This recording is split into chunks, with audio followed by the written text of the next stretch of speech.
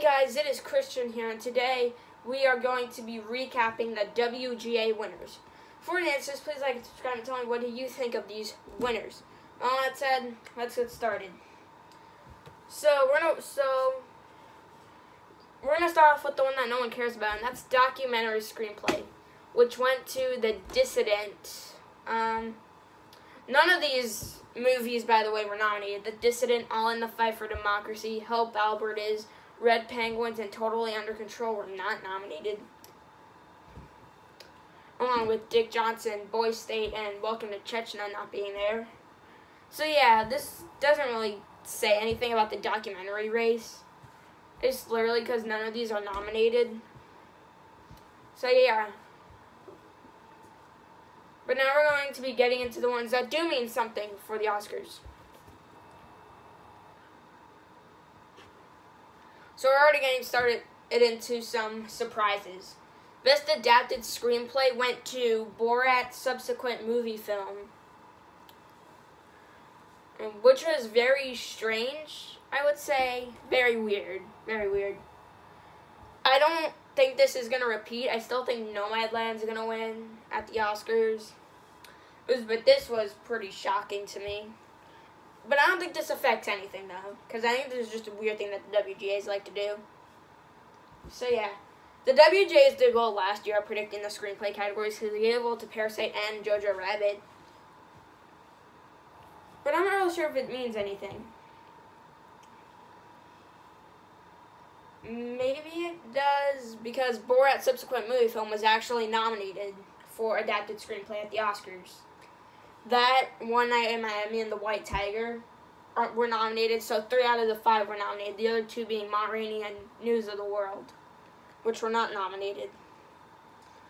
But yeah, I don't think this really means anything, so I'm still going to predict Nomadland. But this is just kind of a weird thing. And then Best Original Screenplay, this is the one I want to talk about the most. It went to Promising Young Woman. So this is the main one I really want to talk about, is Promising Young Woman beating Sorkin here, like it did at Critics' Choice.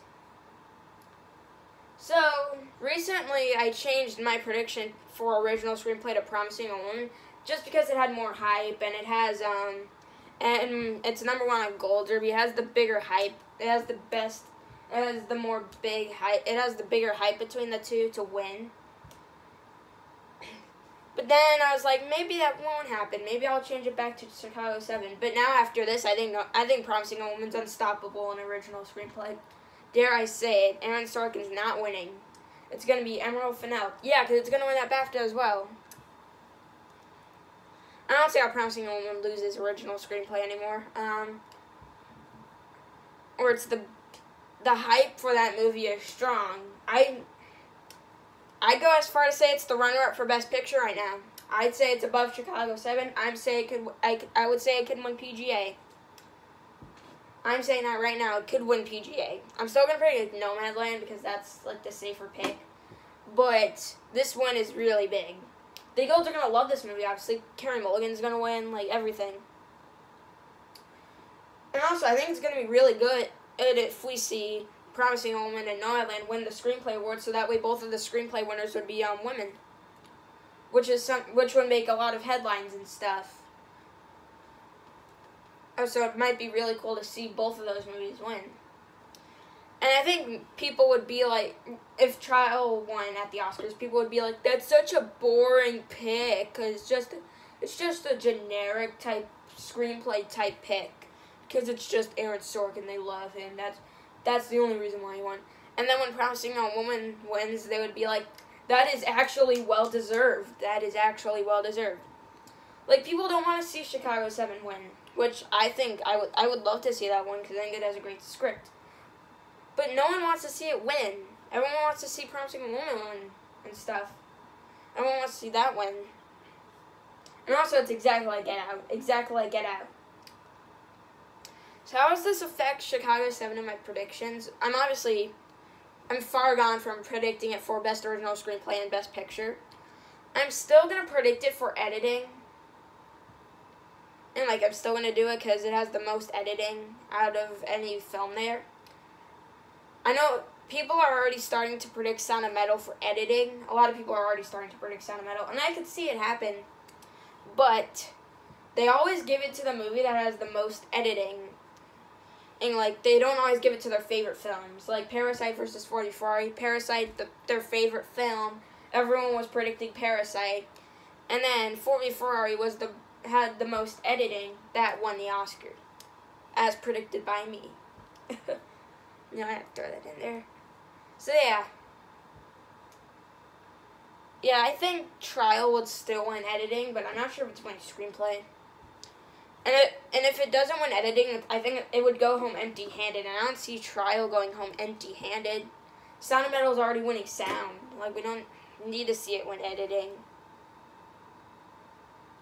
Yeah, but the general awards, like, predictors, the general awards experts, most of them, would get bored at Chicago 7, and they love Nomadland so much, and they love Promising Young Woman. And then Trial, Chicago 7, they would say, it's just good, like, it's 8 out of 10, but it's not great, it's not as great as Promising Young Woman or Nomadland. Like, those movies are more loved. Same thing with Minari. Minari's more loved. And speaking of Minari, I'm making a SAG Switch prediction. I'm not sure if anyone else is doing it, but I'm gonna do it. I think Minari's gonna win SAG Ensemble. I really think it's happening at this point. It's like what happened with Parasite versus The Irishman and Once Upon a Time in Hollywood. Those two, like, Hollywood, one of those was supposed to win. I predicted Once Upon a Time in Hollywood. And then Parasite goes out of the blue and just wins. And the SAGs love diversity. They love giving it to diverse casts. Black Panther, Hidden Figures, Parasite. And they love doing it. And Trial isn't really too diverse. Well, I mean, Yahya Abdul-Mateen's second's there. But if you took him out of the film, no one else there, it wouldn't be diverse at all. Because there's no women. There's no women and stuff like that. So, yeah. And they love diversity. Minari has diversity. Plus being probably, in my opinion, better ensemble out of the two. With great performances from basically everyone. Like Stephen Yeun, Alan Kim, Yoo Jung-yoon. And even the other performances like Yuri Han and Will Patton. And, like, I think it should win, honestly. Yes, I like Trial of Chicago 7 more than Promising Young Woman and Nomadland, but I think Minari's better than all three of those. It was my second favorite film of 2020 behind Soul. And honestly, I think it should win Ensemble, and I think it probably could. So yeah. I don't have Minari as high up on my list as Gold Derby and other people do.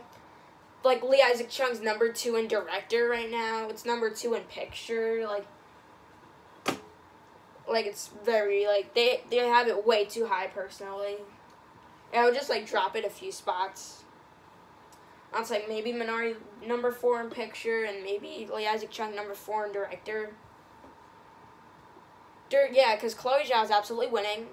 And then the other 4 spots are not even any different. Like, Fincher would probably be next in line, then Emerald Fennell, then Lee Isaac Chung, and then Thomas Vinterberg is number 5.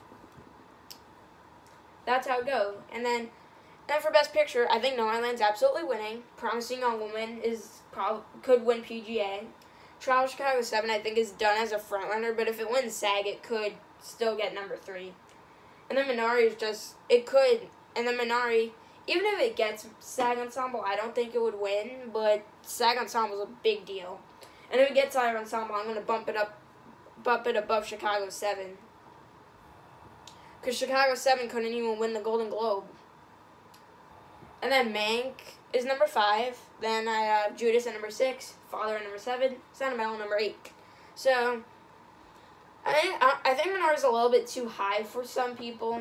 I'm thinking about putting it at number 2 in score, but that wouldn't even make a difference anyways, putting it above Mank, because Soul is obviously winning that awards. Or it's one of the easiest ones. Like, a lot of these categories are very obvious. So, yeah. The only, like, category that we have, like, no clarity on is supporting actress. Oh, and also the Borat win here, I think, solidifies Maria Bakalova's win at SAG. I really do. I think she's absolutely winning SAG. And Oscar expert literally said on Twitter, if you're not predicting Baklova to win SAG, then you're in denial. So yeah, Glenn Close could maybe win, or Ye Jung-yeon. But I think that's Baklova's to lose. I'm still predicting her to win the Oscar because I have her winning BAFTA as well. Oh, and if she wins Critics' Choice, BAFTA, and SAG, she's definitely going to win the Oscar. So at this point, it's kind of ridiculous that she didn't win the Golden Globe. Like, that was nuts that they gave it to Rosamund Pike instead of Baklova. So yeah, that is my recap of the WGA winners. Thank you guys so much for watching, and I'll see you guys next time. Bye.